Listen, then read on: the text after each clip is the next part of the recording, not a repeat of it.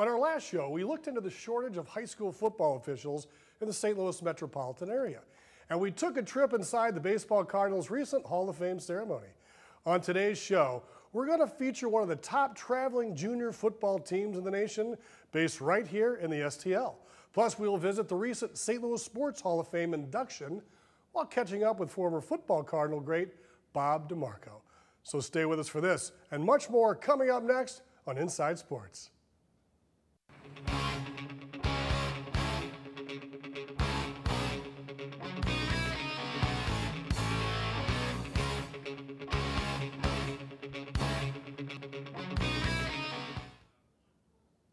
For our first story today, our cameras were at the Wall Center in North St. Louis to check out the Bad Boys.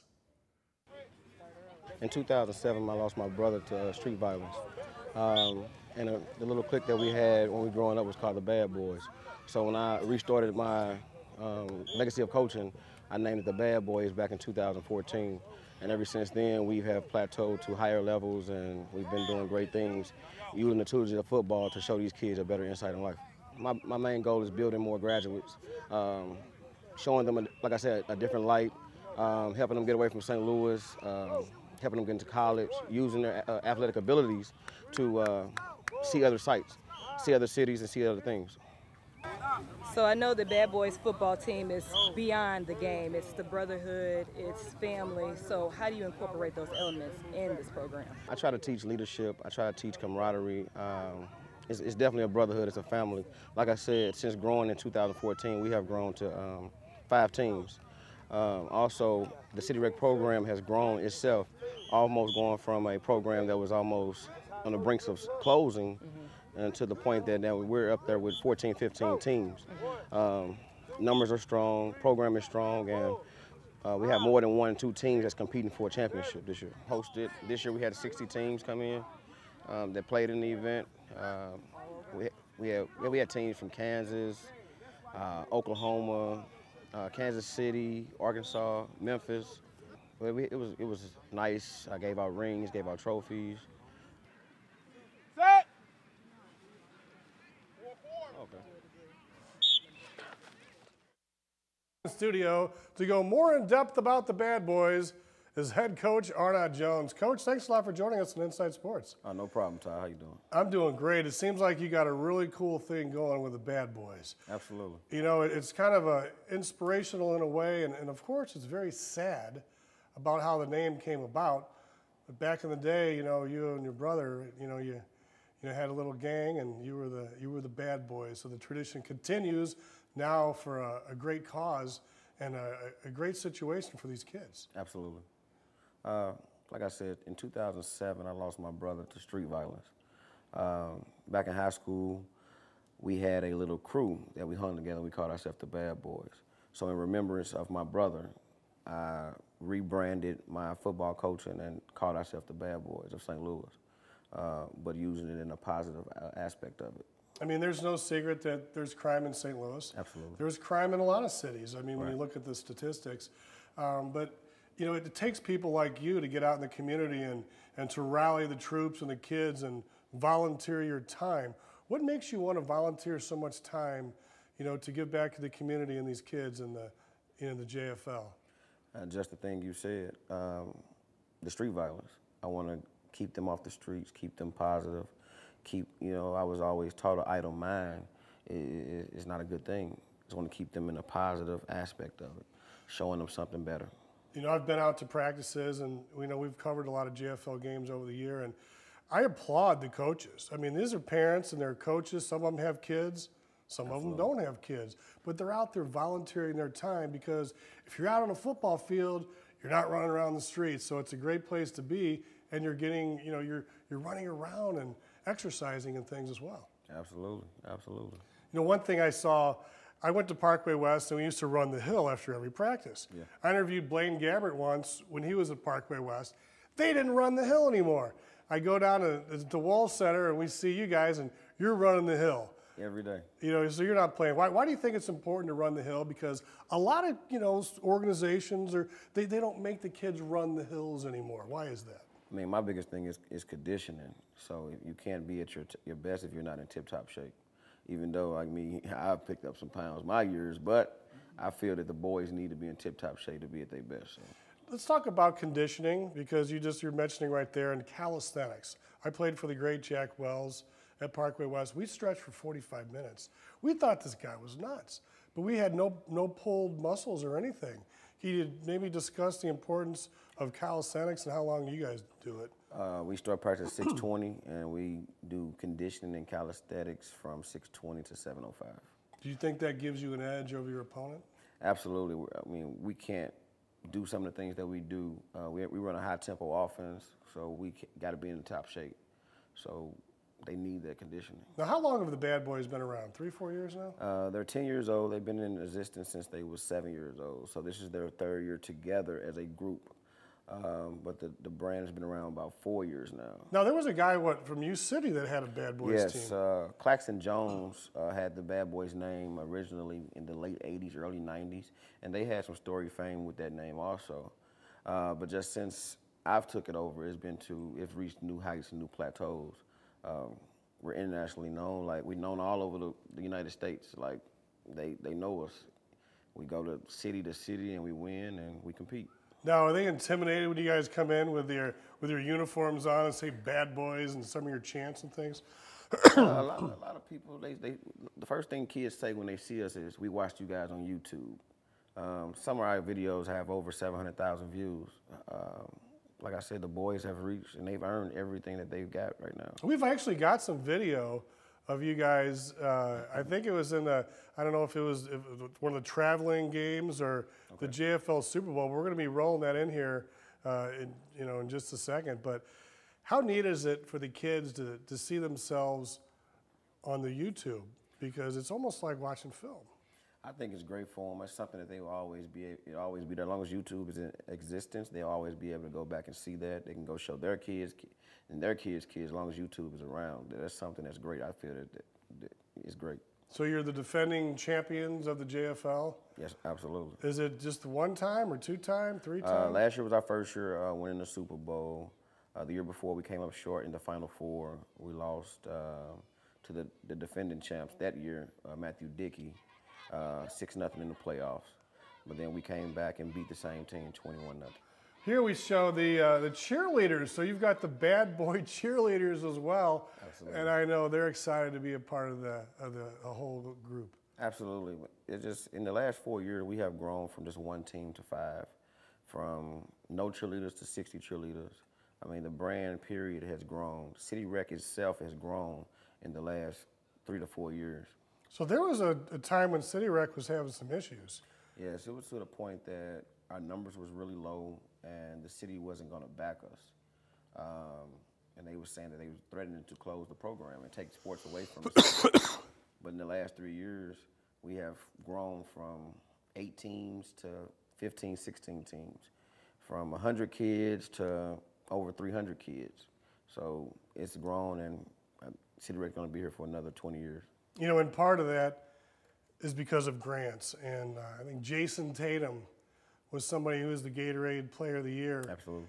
And he gave like a $10,000 or $20,000 donation to City Rec.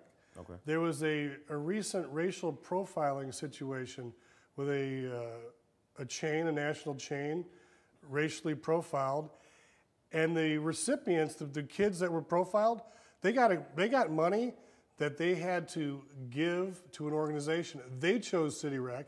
There's been some more individuals choose that as well, and that's a fantastic cause, and that's one of the reasons City Rec is around and flourishing now. Absolutely. It's a great thing. Ezekiel Elliott is a guy that came from St. Louis, played. He shows the love for St. Louis. I remember doing a JFL game, and he scored like 3 touchdowns, and it was like, Ezekiel saw the wheel, and he was like the player of the game. Other guys like Paul McRoberts. Absolutely. He went on and played at Southeast Missouri. Can you talk a little bit about Paul and some of the things you know about him going on now? Paul McRoberts, I was one of his former coaches from he was 11 years old up to 18, coached him in football and basketball. He had many offers coming out of high school in basketball, but he chose football. Southeast Missouri State was the only school who offered him. He took it. 4 years in, was undrafted by the Rams, and right now he's on call for the either the Broncos or the Patriots. But he's still having a great adult life. Yeah, I mean, that's fantastic. So, any final thoughts, Coach? If someone maybe wants to play for the JFL, they want to play for City Rack, or they might want to take a run at getting on the Bad Boys, what do they need to do? Anybody can contact me. You can contact me at Bad Boys Football on Instagram, Bad Boys Football on Facebook, or you can contact me, 314-482-7381. Coach, thank you so much for joining us here All right, no problem. on Inside Sports. All right, thank you. All right. For our second story today, we head over to the Frontenac Hilton, where Melanie Steen recently attended the St. Louis Sports Hall of Fame induction ceremony. Todd, thanks. There are multiple honorees from the sports world being recognized tonight for their accomplishments both on and off the field. And tonight we had the chance to talk to them about the special honor. There are a total of 9 in the class of 2018, including Terry Metcalf from the St. Louis Football Cardinals. Metcalf spent 5 years with the team in the mid-1970s. I'm excited, elated. This is kind of the icing on my career here in St. Louis. I think I did a lot of good things, not by myself, but with the help of my teammates. And this is not only for me, but it's for what they helped me accomplish. On the field, Metcalf was known for his versatility. He admits his coaching staff and their confidence in him made all the difference. Here in St. Louis, because this is where I made my statement. I had a coaching staff that understood what I could do, what I was capable of doing, and they utilized me to the best of their ability. They put me in situations where I could win. See, there's a lot of good athletes out there, but coaches don't understand. Put them in a position to win. Don Corio said one time, I would take him in open field and know he's going to win versus someone else. So he believed in me, and that was a big part because when I first came here, after they drafted me, Larry Wilson asked me, could I play defense? Which I just wanted to play. So I said, yes. But Corio tapped me and said, no, that's my running back. And when he did that, it just gave me that much more confidence that I could do this.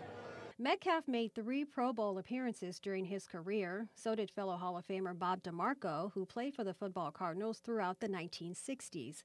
Others in this year's class include hockey superstar Keith Tkachuk, who spent an impressive 19 seasons in the NHL, including a stint with the St. Louis Blues. One inductee did not make his mark on the field, but rather behind a keyboard as a sports editor, analyst, and author, sharing his passion for all things sports with the fans here in St. Louis for nearly 3 decades. How do you maintain such longevity? I think it's a matter of just following the sports, have good credibility.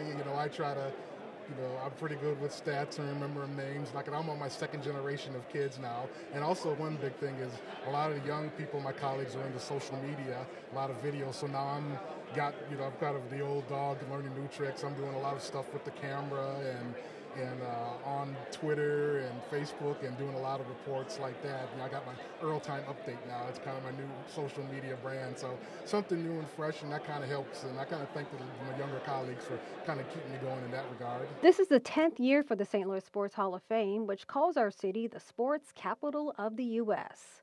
Others earning their spot in this year's class include racquetball player Marty Hogan with more than 100 titles under his belt. Representing baseball is MLB pitcher Ken Holtzman and center fielder Andy Van Slyke, who played for the St. Louis Cardinals for 4 seasons. NBA center Rich Neiman is in this year's class, and rounding out the list is stock car racer Kenny Wallace. Well, that's going to do it from here at the 2018 Sports Hall of Fame enshrinement. I'm Melanie Steen reporting for Inside Sports. Todd, back to you. Thanks, Melanie. I was able to see a lot of those great athletes perform. And I would have to say Terry Metcalf was one of the most dynamic players I've ever had the pleasure of watching with the Big Red. He was electric. One of the reasons the football Cardinals were called the Big Red was because of our next guest. He played 15 years in the NFL, was named to 3 Pro Bowls. He was known for his rugged play and is now a member of the St. Louis Sports Hall of Fame. At this time, we'd like to welcome Bob DeMarco to Inside Sports. Bob, thanks a lot. Okay. You must be excited. I mean, a 15-year career. It's been over for some time now, but it's culminated, and you are now into the St. Louis Sports Hall of Fame. How do you feel about that? That's nice, because 2 weeks ago I turned 80, so it's always nice to be recognized after a while. So it's nice to see your name in the sports section, not in the obituary column. A couple of weeks ago, I was doing some research, and you were like one of the oldest ex-NFL players. You're on the list right now, so you're holding up pretty good here after a rugged career, as I mentioned earlier. Yes, in fact, they had the workman's comp deal out in California. They were trying to get monies, for injuries and that kind of stuff. And the doctor told me, he says, Bob, he says, you're the oldest guy that I'm representing. I said, oh, that's nice. Now, you came into the league in 1961, right? Now, was that the first year the Cardinals were in St. Louis, or were you drafted by the Chicago Cardinals? And I think you were also drafted in the AFC as well. Yes, they came here in 1960, but I went to Indiana for 2 years, and I transferred to Dayton University. So back then, if your graduating class graduated, you could get drafted. So I was drafted by the Chicago Cardinals in 1959 as a future. A future, huh? Kind of like wine, huh? Yeah, I was like, I don't know, 13th or 14th, on the list. And then I was drafted by the San Diego Chargers and also the British Columbia Lions. And I wanted to go up there because I had a friend of mine, or a ball player from Dayton, went up there, Vic Christopatis, and he was a kicker. And he said, boy, it's really great, but they wouldn't fly me up there, so I didn't. They made you pay your own ticket. You're like, yeah, exactly. That, huh? Exactly. That's funny. So why not the Chargers? I think they wanted you real high, didn't they? Well, they just started in the AFL, Okay. It's sort of a Mickey Mouse league, let's face it, And I just wanted to go where the best of the best was. Yeah. And if I could make it there, then, Well, I guess 5 years later, Joe Namath bailed on the NFL to go to the AFL. Well, yeah, but it was. We drafted him. He was our #1 draft choice. Yeah, I know. That kind of hurt the Cardinals, I think. Exactly. And, New York and St. Louis, and so Broadway Joe, huh? Yeah, the advertising and all that kind of stuff. And plus they offered him a contract. I guess he was the first one, $400,000, I think. Yeah. That was 1964. But, no, I knew he was never going to come to St. Louis. Not when the highlight of. Not the after going to Alabama and being Right. such a stalwart in Pennsylvania growing up. So you had a great career, 9 years with the Big Red. Right. And I was reading some stories where back in the day, Mean Joe Green busted out 4 of your teeth. Is that true, or is there a story behind that? Or? No, I was at Cleveland. I was playing Cleveland, and I always played well against. So you had the AFC Central battles. Right, yeah. And it was my first year at Cleveland, and we were beating them. And what happened was the screenplay that went to the left, and I was running this way. It was a cheap shot, and he came up from behind me and hit me with a forearm. I got knocked out. I was never knocked out. I knew where it was, but he got 2 teeth here. He got 2 of them. Yeah, he got 2 of them. Yeah, but no, it was a real cheap shot. But today he would have been suspended for 4 weeks and fined. They didn't do anything.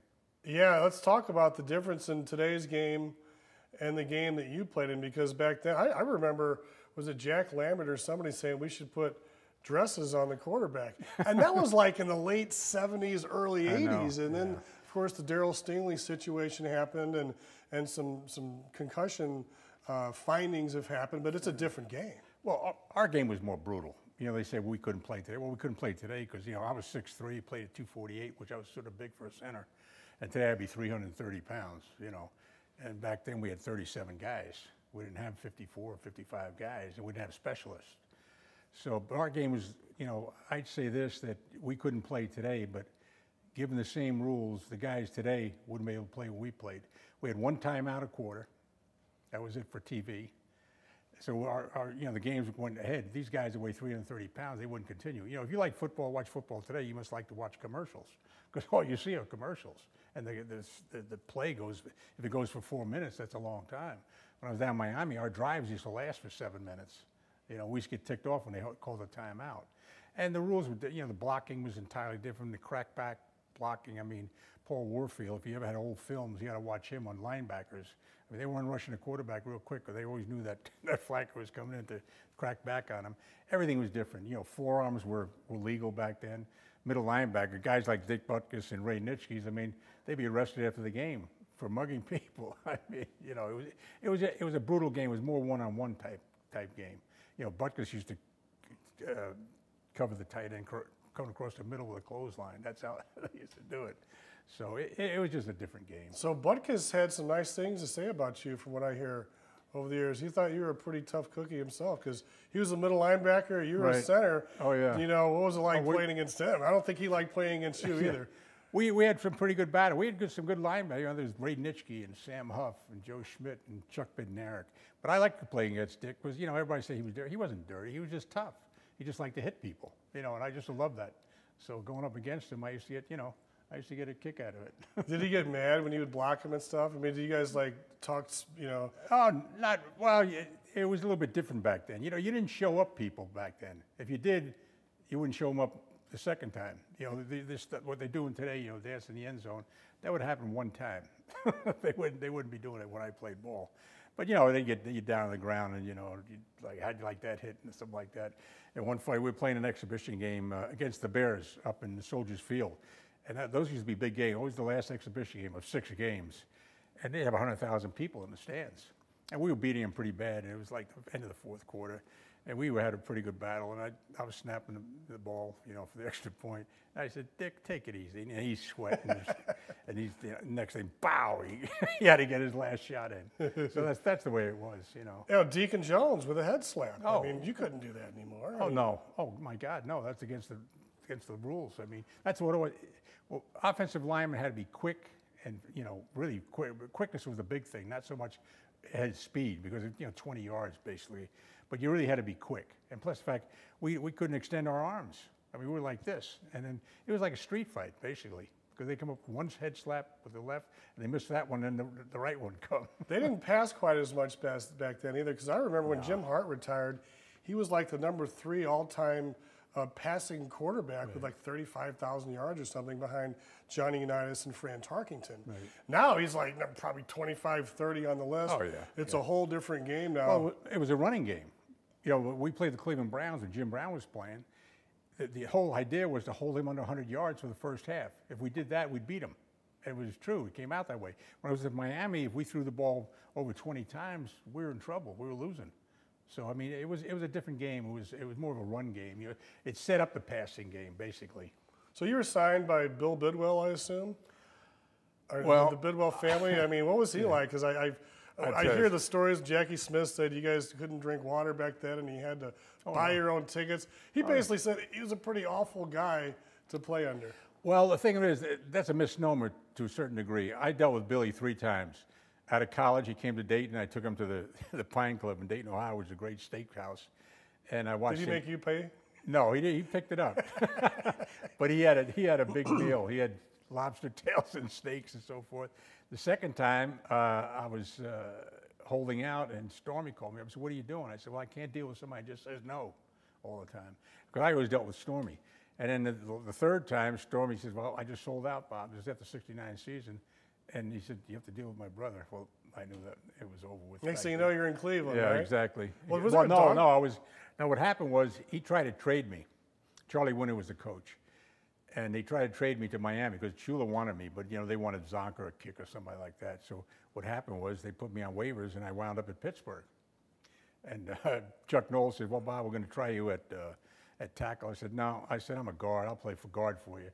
But then Dan Rooney Jr. called me in. He said, "Bob," he said, "we got a problem." I said, "What's that?" He said, "It's your salary." He said, "You know, the highest paid lineman we got is Bruce Van Dyke making $21,000. He said, "You know, you're making 3 times that." He said, I knew I wasn't going to be there. So then he traded me to Miami. Now you're in the comparable players just online. I've got the sheet here. It's got similar players, guys like Jumbo Elliott, Tom Mack, Louis Sharp. Now these are some pretty good names, and Tom Mack I think might be in the Hall of Fame. He is in the Hall of Fame. I played with him in L.A. Yeah, in L.A. So that was the last year. Was Namath there yet? No. He was there the next year. Okay. Yeah, he was there after. Yeah. So what James was it like Harris. the last year of your career in L.A.? What was that like? And do you think that, you know, if you're mentioned in the same sentence as these guys, maybe you should be in the Hall of Fame? Well, let me put it this way. I think I'm as good as some of the guys there. Yeah. You know, really. But anyway, that's immaterial one way or another. I mean, that has to do with, you know, if you win Super Bowls and that kind of stuff. You know, I played in Miami. We lost a Super Bowl. Here in St. Louis, we should have had 2 or 3 championships. We had it, you know, Kenny Gray. Here's another guy. Ken Gray, you know, you talk about a tough guy. I played with some Hall of Famers. Larry Wilson. Yeah, Larry Wilson. Tom Mack I played. Larry Little I played with. Gene Hickerson. They were all in the Hall of Fame, okay? But if I wouldn't trade any of them for Kenny Gray. Which was the best team you ever played on? The best team I ever In the played on? NFL. Well, Miami, of course, but that was the year before they went undefeated, isn't it? Right, yeah, that was the 72 season. I was still with the team. And what happened was he wanted to give Langer, Monty Clark he thought I was trying to take his job, and I wasn't trying to take his job. You know, he just came in from Cleveland, and he was there, you know, as a rookie line coach. So he was pushing Langer. So Schulich tells me, well, he said, we're going to see if the kid can play. Well, that's not the way it used to go. But I said, well, whatever. So the fourth exhibition game, they called me in, and he said, well, we're going to go with Langer. And I said, okay, that's fine. I said, but he said, I said, I want a no-cut, no-trade contract. He said, okay, fine. I said, I want it in writing. He said, well, I can't give it to you in writing. I said, well, I'm going home. He said, what do you mean you're going home? I said, I'm getting in my car because I was going to sign a lease. My family's down here. I said, I'm not staying around here. If you trade me, then my family's here. So I left. And he said, well, I could put you on. I said, choose. You do anything you want, whatever you want. So anyway, he calls me up about 3 days later. He said, I traded you to Buffalo. I go, I'm not going to Buffalo. He said, what do you mean you're not going to Buffalo? I said, they got an idiot for a head coach in there, Joe Kahara. Like the Kurt Flood of the NFL, yeah, I just said, I'm not going there. He says, I'll call you back. So he called me back about 6 hours later. Will you go to Cleveland? I said, yeah, I'll go to Cleveland. You go to Cleveland? That's how I wanted to Cleveland. Yeah. Oh, man. Yeah. So L.A. was a deal where I wanted to, you know, I love Cleveland because I went to Dayton University, you know, and Cleveland was a great sport. The Cleveland Browns are like the St. Louis Cardinals in baseball here. That was the team, okay? You know, everybody loved them. You know, the Indians, they were the baseball team. Well, it seemed like once they changed we moved to Baltimore, and they put the new team in Cleveland, they've never been quite the same until about now. They did the same thing to Art Modell that they did to Billy. Right. I mean, the Bidwell. He wanted an open-air stadium, and they said no, and Art Modell said fine. You know, they gave it to the Indians, and he said, well, I'm moving. They did the same thing. Well, Bob, thank you so much. It looks like pleasure. You're doing fantastic post-career. You know, give your daughter, Deborah, you know, our love and your family. And, you know, and I would like to thank Rusty for helping hook this up as well. Good man. Thank you so much. Congratulations on being honored in the St. Louis Sports Hall of Fame. Maybe someday you can go on the old-time committee on the NFL Hall of Fame. Maybe. Much deserved. Thanks. Well, that's our show for today. We'd like to give a shout out to Greg Jones from City Rec and Tim Moore from the St. Louis Sports Hall of Fame for helping make this show possible. I'm Todd Blackstock. Thanks for watching Inside Sports. We'll see you next time.